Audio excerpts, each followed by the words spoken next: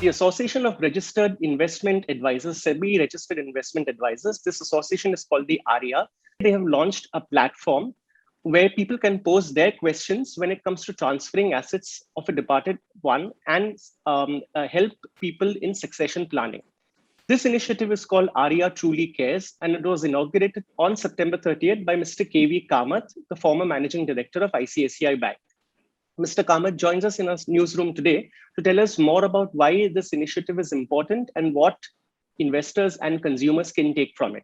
Hello, Mr. Kamath, and welcome to our show. There is no definite time frame as to by when will assets pass on. We're talking of movable assets, financial assets. By when will assets pass on? Thereafter, what could be the point in terms of getting the closure on this whole process and so on is indefinite. It's open-ended as it were. So what this paper then brings out is very clearly, particularly in this COVID times, where we've had a whole lot of tragedies. There would be a mounting set of cases which are unresolved. When we look at it, we find something interesting that every institution, whether it is a bank or a mutual fund or your demat account, the forms and formats are completely different. So you can imagine the situation when even when a family has got all the paperwork right, they have to deal with a multitude of institutions in non-standard formats, and in a situation where I would say that almost none of these can be dealt with remotely. You need the physical presence to get a form, fill the form, sign the form, and hand it over. So you can imagine the sort of challenge that is compounded by the crisis that we're having. Then when we looked at it deeper, we find that it is probably extremely easy to standardize these forms. Why can you not have one set of forms for all banks, standard form? Similarly, one set of form for all mutual fund and other type of assets. So basically, depending on the type of assets, one type of form. And standardization. Yeah, standardization of and digitalizing. The whole thing can be then made onto a digital platform, particularly given that you have the India Stack now. And in the financial services business, almost you have everything that you could do, including KYC, done online. At that point in time, why does this need a physical form and a physical intervention? So I told ARIA, the Association of Registered Investment Professionals, that my view is in 180 days. And if you were pushed maybe 90 days, you can actually talk to people. And I'm sure at this point in time, everybody is receptive to see how it is that you could standardize this and digitalize it. So virtually with the press of a button, you have a single form which works across all banks, single form which works about all mutual funds. Now, and of course, there is an advocacy here that ARIA needs to do, which is basically tell every customer, and of course, in the larger context, the banking customers and the mutual fund customers. And that's the role where you come in a way, all the people that are doing good work by, like in a way, evangelizing this whole process. The importance of having your paperwork clear, the importance of nominating, your heirs and things like that. And then the step that I mentioned, if the banks can standardize this and digitalize this, the whole process becomes easy. And in that, the role of the advisor is important. But to me, the role of the individual institution is important. But above all, the role of the media is important to make this known that there is a step that you need to take as an individual to make sure that after you, your family doesn't have to go through pain. Sir, I want to ask you on that particular thought. And I want to take a step back and ask you the necessity of making a will. Now, many of us are aware today of investment avenues. People understand markets better than what they used to understand, let's say 10 years ago. There's so much of, awareness has grown over a period of time. But the one thing that we find missing in many people's portfolios is basically a simple will. How important, sir, you think is a will in everyone's portfolio? I think it is absolutely critical. You need to have two things. One is all your assets, particularly financial assets, have your nomination clear. And I think in the past, we did not bother about it. New accounts, now it's mandatory. But I'm sure if this can be something that, again, the regulators can look at. So we as individuals need to make sure that the nominations are clear. That goes a big way. Along with that, you make the will. Then what happens is your other assets, which otherwise will face transmission difficulties, would also get transmitted. Yes, it is a short period of time that is required to get the probate done, but I think it's critical. I would say this, that today, virtually, at least in the metros, without a probate, your fixed asset will not pass on. The buyer is not going to accept it without a probate. And if you don't have a will, then going to the procedure of getting the thing is going to be just dragging on what is otherwise a period of pain for you. So I would strongly advocate a will. And you put it right. It is today it's getting more relevant than the past. It was relevant in the past. The reason being, in the past, assets were not large in magnitude. Now, because of the savings potential, the earnings potential, the per capita income going up, what you have as a corpus is substantial. And you don't want it to be in limbo for a very long period of time. This paper that Arya released, if you have the time to go through, there is a box, and I think that you should use it in whichever way you think appropriate, which points out how much of money is stuck because it is not claimed in one form or the other. And it is a mind-boggling number, which I would only believe that it is so because either there was no will or no nomination, or the heirs did not know that this money exists.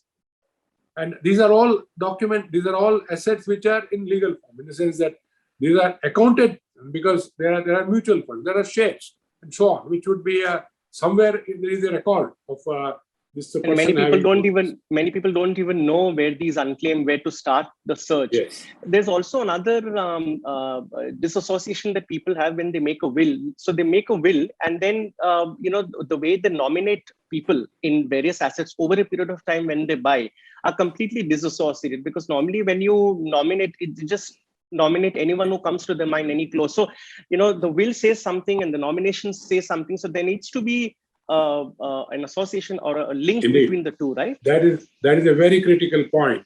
And you see, there are three constituents here. One is the institution which is holding the asset. They also need closure. They also don't want to hold this asset indefinitely. For that, they have the nomination.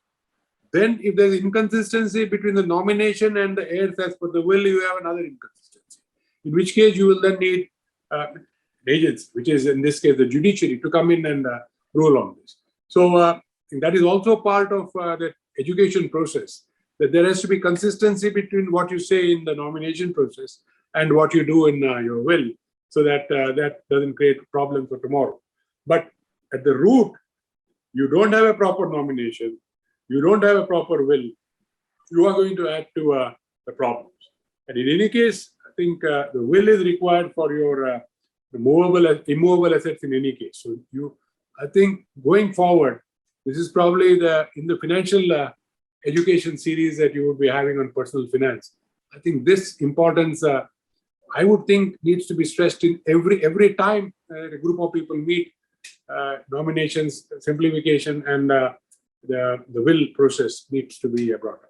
Now, when you all suggest, when the white paper has suggested ways for regulators to come together and bring about some kind of standardization in the processes of succession planning, how practical, sir, do you think is for the regulators to sit together and come to a common consensus? Do you think that will actually happen? It's a very good point, Azhar. And I did not have an answer to it till I read the white paper. Again, if you see the white paper, it has one box where, the first item is which the banks and the institution can do themselves. Some 15 items are there that doesn't require regulatory approval. Then what the regulator needs to do, much smaller list, just a handful.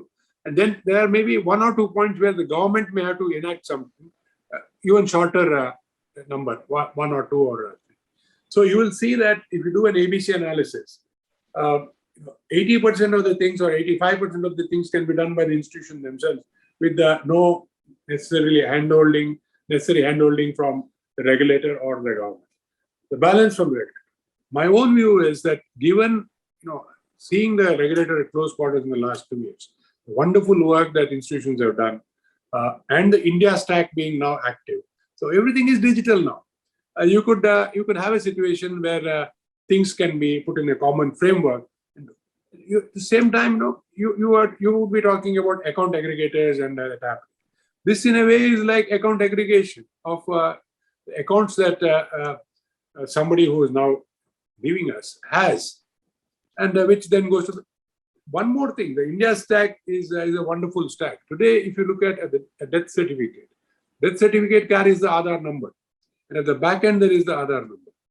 You could actually have a trigger from whichever is the recording authority to a set of institutions or a central portal that so and so with this number now is no more, and that could act as a trigger to each of the institutions, like a one single press of a button, and every single institution is put on notice that their account holder is no more, and whatever has to be done then actually initiated from the institution side. And this resolves this whole issue of people not knowing. So I would think that given where technology has progressed, I'm sure the regulators and the government would try to see how they could be of greater help to the public at large, and of course the institutions to their customer at large. Okay. And so, I must, say that, it's very nice to see a person of your seniority, of your experience, talk about personal finance. We've always known Mr. K.V. Kamath talking about markets, GDP, monetary policy, fiscal policy, etc.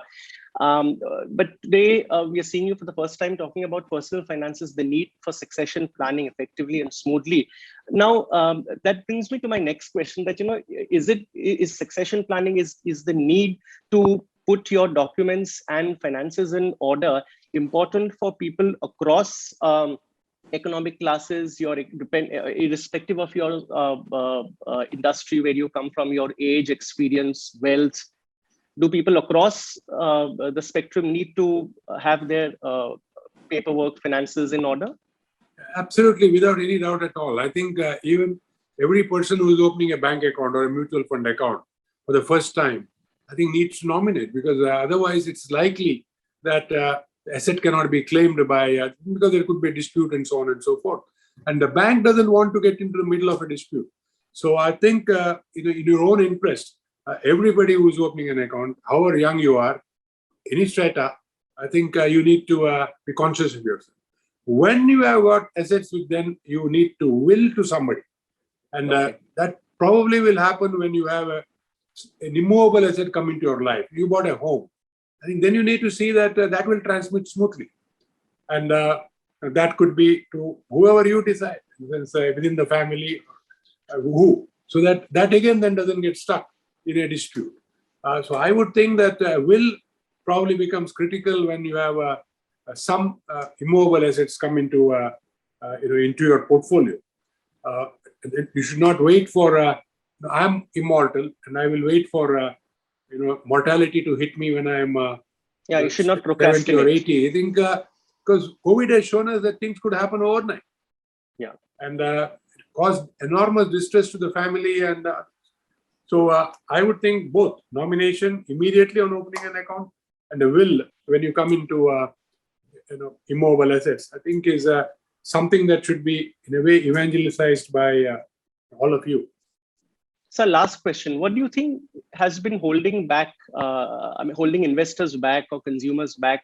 You spoke about the necessity of having a will, necessity of having nomination, having a succession plan in place.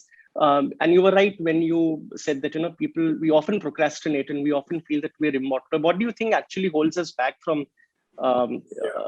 is it perhaps the topic is so morbid or something? Yes, I think you picked the right phrase. It's a painful process. When you make a will, what you're doing is you are accepting that you are not immortal, that you are mortal. And that's a painful exercise. It was okay in the past, but now as the value of the assets that you have increased and the challenges that your successors will face also increase, I think you have to get over your morbidity and accept upfront that you are not going to be immortal.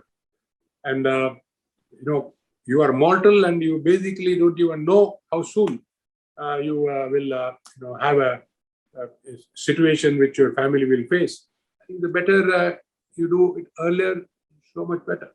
Thank you, Thank sir. you, Thank Kaiser. you so much. I'm Thank afraid you this is very all the much. time to tell, but thank you so much for your guidance.